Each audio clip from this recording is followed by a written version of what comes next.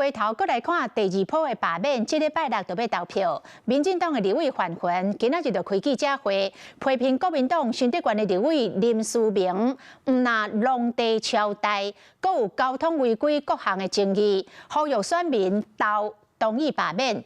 国民党这边是讲要告罢免团体制作着诈骗的图卡。 伫咧面册内，罢免团体出奥部黑白边多卡骗选票，拍几内红色的册，强调全部拢是假消息。看网络流传的多卡林书明相片写823好立委，我同意。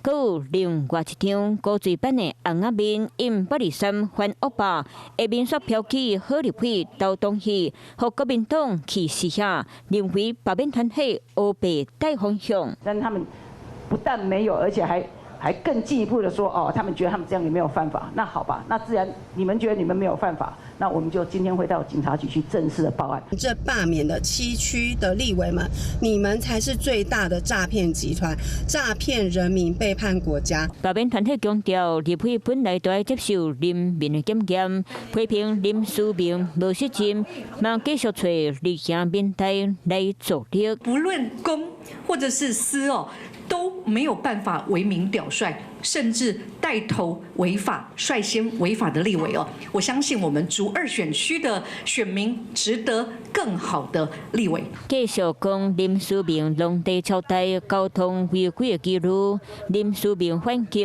直直咧留过去的代志，可能会改过。罢免团体针对安，搁提政策说明会发书判的画面，指控林书明涉嫌贿选，后日就是823反罢免的含港罢免的继续拼输赢。Hello， 我是张新文。想要抢先掌握最及时的新闻资讯吗？赶快订阅、按赞、开启小铃铛，锁定华视新闻 YouTube 频道。